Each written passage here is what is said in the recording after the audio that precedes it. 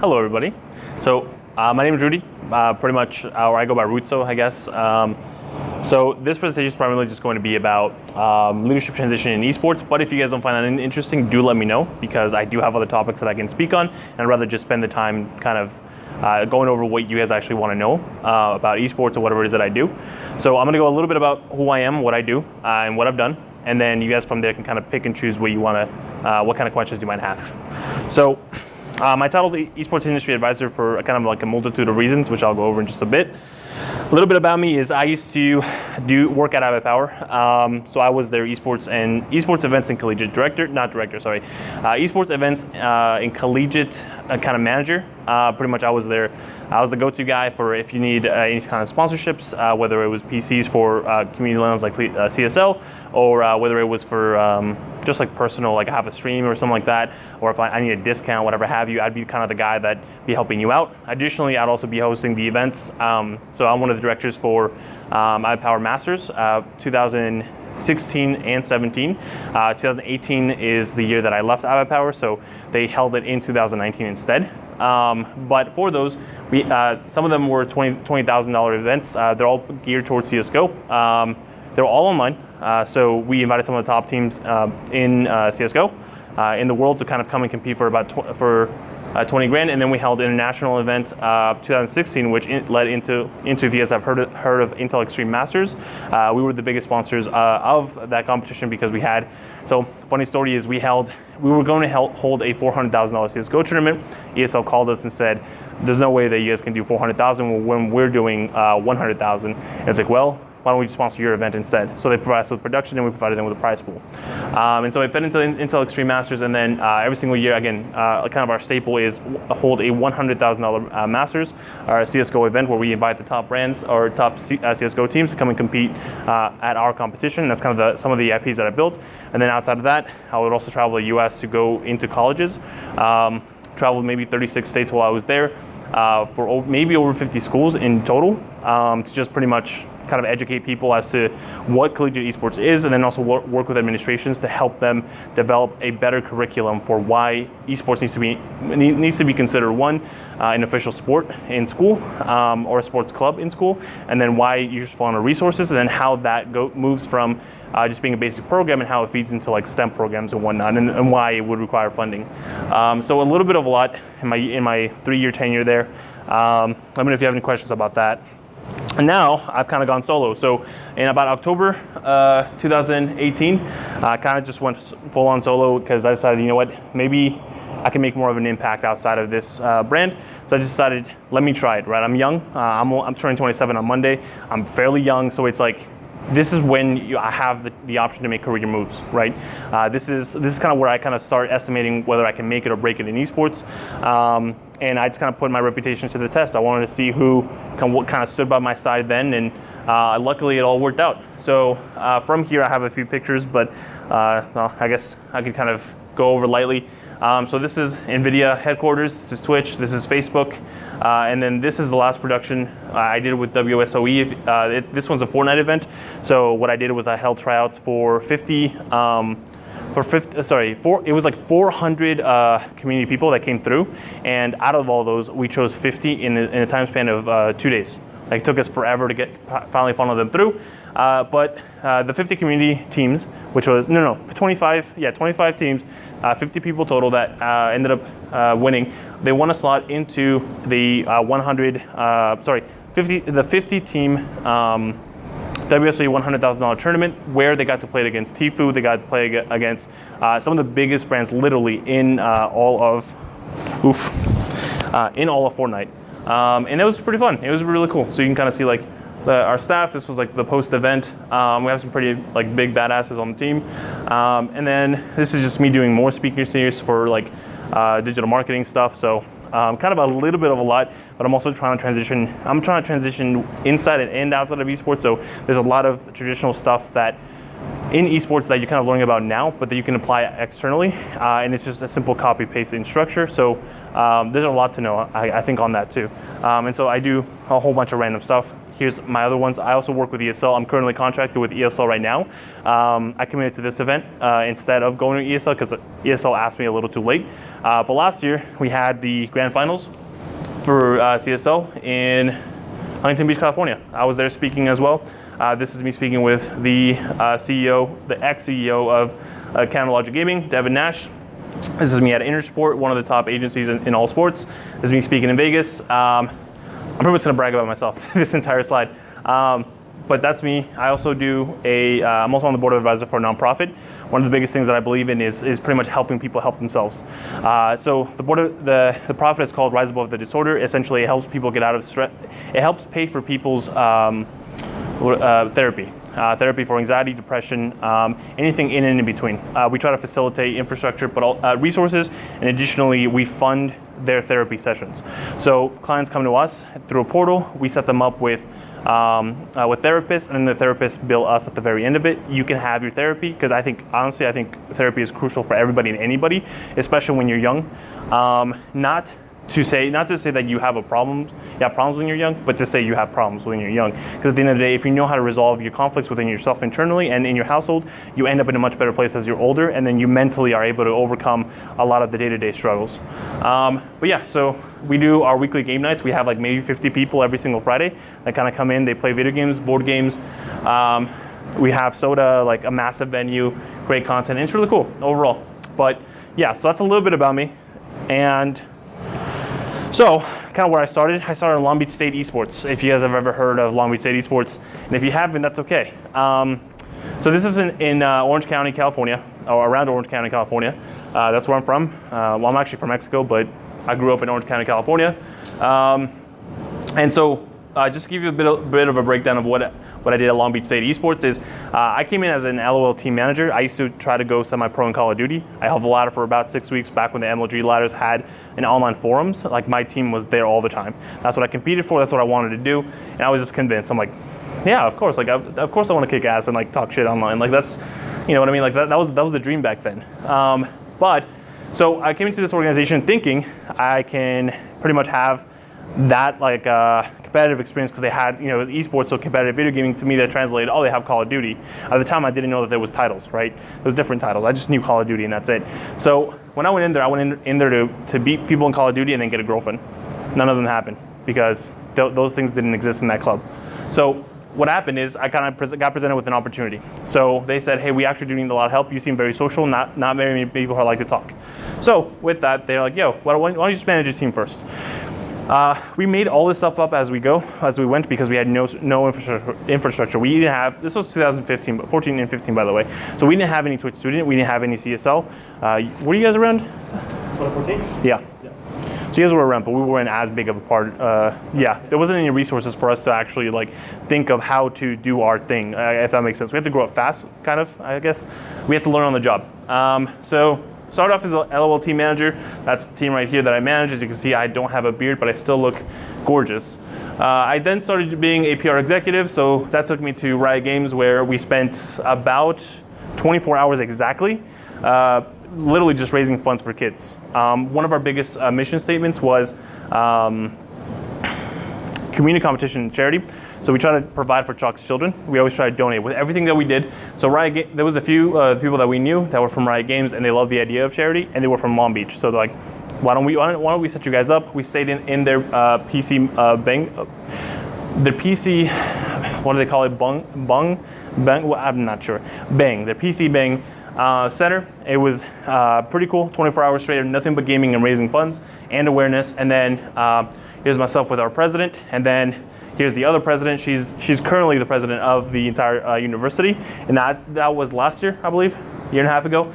I called her up, and she's like, I've been seeing this esports thing. I want to know a little bit more about it. I'm like, fantastic. I have a great opportunity. I invited her to one of our events. But eventually my role went from PR exec to VP of External Affairs, which just means I'm the monkey that goes out there and ask people for sponsorships. Like, does a full detailed report, like, hey, here's the entire presentation. Here's why it's valuable for you guys to be a part of our association. And here's what we're asking for. Here's what you'll get in return. Right, pretty simple, but it took me a little while to learn because there was no curriculum. Once again, that's one of the biggest things that I stress. Back then, we didn't have very much to go off of. Additionally, here's some of the events that we hosted. this is at the Microsoft Center. We hosted, this is where I met Major Nelson from Xbox. He was doing PR. This is us donating for Chuck's children. This is one of our LAN centers. As you can see, there's about 2,000 people total inside the venue. This is maybe 400 of them. Some of our logos that we put, some of the not logos, some of the events that we hosted. And then this was fall 2016. One of the programs we built was having an intern program where we have people come and intern under us, and we would pretty much teach them the lay of the land, so they wouldn't be as left out as we were when we were coming up. So that's a little bit about me. Now kind of going over the leadership transitions. It's gonna be pretty simple. I'm gonna keep it very basic. So some of the biggest challenges when making a leadership transition in college is there's lack of training, there's lack of consistency, lack of information sharing, and lack of commitment. Now, the reason why I kind of highlighted these particularly was because as we were going, as we were in our clubs, we had no one to teach us, and this is like in 2014. I graduated 2016, so a little bit off, but this is still a reigning theme. There's a lot of emerging clubs that don't actually have a lot of resources to go off of. They also don't have the information, because back then we were kind of cannibalizing each other in terms of esports clubs. So I worked with UCI esports at a community level because everyone was trying to like gather resources off of each other. It was weird. Everyone was trying to steal from each other, and it was like, why? We're all doing the same thing. But yeah, lack of information and lack of commitment. Overall, not enough people coming in, not enough, when people leave, there's not always enough people to come in.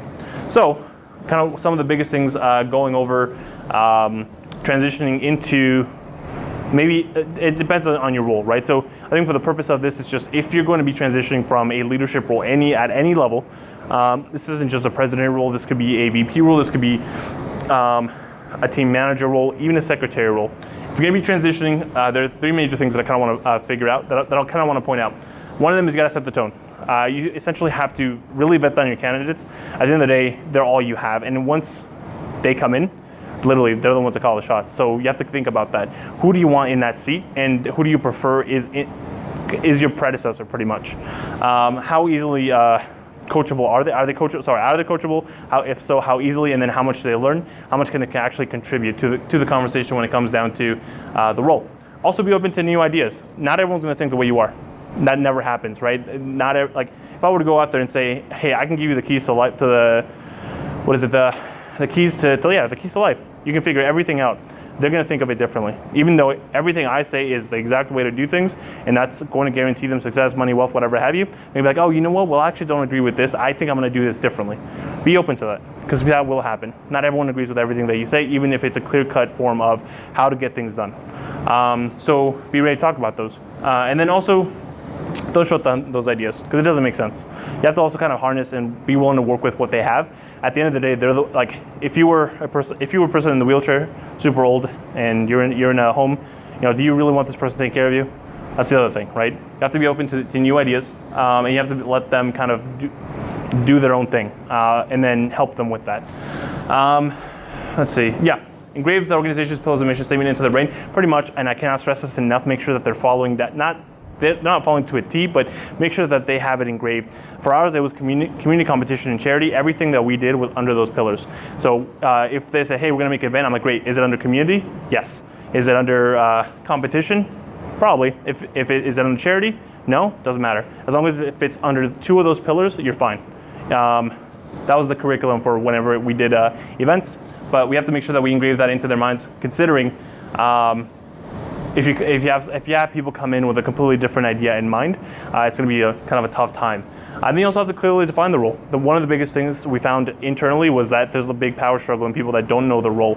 So what you got to do is essentially very clearly define kind of what they're going to do, so it doesn't overlap with somebody else's work, and then how it works in conjunction with somebody else's role. So if you need support, make sure that you write it down. Let's say if you're president and you need support, you then call the VP. If the VP needs support, they then call the secretary. Kind of like that. That way you guys aren't overlapping and kind of double dipping into each other's roles. And again, you don't have the miscommunication where you kind of, let's say you write an executive order, suddenly the president's like, wait, only I can write those. Why did you? And you don't have those kinds of friction points as well. If everything's clearly defined, you should be okay. Oh yeah, and then also introduce workflow and workflow training. All that really means is it's fancy jargon for pretty much get them to sit down and actually work. So essentially, workflow is kind of like it's a huge help in the sense of it's just from one kind of like how to get stuff done, one bullet point at a time, one image box at a time, or one idea box at a time, et cetera, et cetera. Get them actually used to working as if they would an office job. Now, I know it sounds a little weird, but primarily that's the best example that I can find, primarily because when you go to an office job, they'll have you to structure everything down to a T. Same thing with your organization is there's going to be a lot of things that seep through the cracks, and there's a lot of things that are going to be left behind if people aren't actually following through with their workload. If you introduce the idea of a brand new event, you have to have schedules, you have to have tournament structure, you have to have budgets, outreach programs, marketing plans, like all this stuff. If nobody's actually sitting down and doing this, it's going to be kind of like a tough time. And then lastly, leave a paper trail for everything. Primarily what this means is just make sure that you record and archive everything that you put out. At the end of the day, if you introduce somebody new to the program, they're going to need examples as to what to do, how to do it. So from that, the paper trail is going to be fantastic. Additionally, they can tap into past past examples of what you've done and where you've been. I think that's really important, especially when it comes down to the arbitrage of things. Very necessary. And then lastly, have a very kind of like a sharing feel. Pretty much, if you leave everything, all the information on a Google Drive, make sure it's accessible to everyone so people aren't fighting over permissions. At the end of the day, all of these people need that kind of, access. And if they need documents for whatever reason, they'll have it readily available, so you'll be fine. So that's, I think, pretty much it. Some of the examples that I posted is just in terms of examples of leaving a paper trail. This is one of the events that we did for Overwatch a very long time ago. So these are like the master files. You have the coloring pages, the recap, the images, the signage, the supplemental, the stickers, the event proposal, the Facebook post schedule and proposal at the itemized worksheet, marketing plan, the master agenda, operations plan, Overwatch sheet. So when people come in, we give them a survey. Then this is the recordings, and then the social media posting schedule. This is a template of a social media template where we literally just, you can't see it here, but it's all like Facebook, dates, times that we expect them to post, and then literally all they have to do is copy paste. So all we have to do is here, sit down, practice this. They just copy paste, go to the Facebook, copy paste, and then just do that kind of structure, so they kind of get it. They just know how to post, they know where to go to get the information, and you get, again, that's kind of the workflow, right? They know where to go, what to do, and they never have any questions because everything's really laid out for them. This is an example, but yeah, that's pretty much it. I just want to keep it very, very, very, very simple in terms of transitioning, because I think it's important to kind of, the biggest things was just set the tone, clearly define the role, and leave a paper trail. At the end of the day, a lot of the stuff that I'll say further than that will be very subjective and kind of open to interpretation from people. So that's pretty much what I have. Let me know if you guys have any questions. Thank you.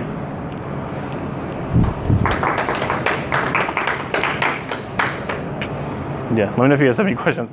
Now's the Q&A portion. So we're a small community college. Mm-hmm. We're looking to transition from a club to an actual department. Mm-hmm. What recommendations do you have for trying to get buy-in from the administration on? Yeah, what do you have to offer right now for students? So administration's question will always be, what is there for students? How does this benefit them? For the students themselves? Uh-huh. So if for example, I've played rugby for the past 9 years of my life. I played at Long Beach State. And then for us, the benefit of that is we represent the school, but also we have extracurricular activities and options because we're a liberal college. Although we are not NCAA official, because there's taxes to be paid on that, we're a group, we're a club that is within Long Beach State. So the benefit to us being there, again, we had tie-ins with the sororities. We had actually, that's the biggest thing. We had tie-ins with sororities. And then we got to travel around the world for Long Beach State representing. And then it was an extracurricular activity, which was an option that they had. And if it fell into that, you can kind of just be a club. What are you offering in terms of a benefit to your students? For students, it's a way to engage, but also an opportunity for them to compete. And maybe do scholarships, stuff like this. Mm-hmm. Right? For the school, I was thinking it's a benefit for the school because it's a way to recruit. Mm-hmm. Also, we have retention, student retention. Fantastic, yeah. And then how are you? How far is the conversation with? Who have you spoken to? So I'm working right now with because right now we're a club, so we're under student life. Yeah. So I'm spoken with my student life directors. Okay. I'm promoting or doing a proposal I'm writing up right now to do a tour of the department. Okay.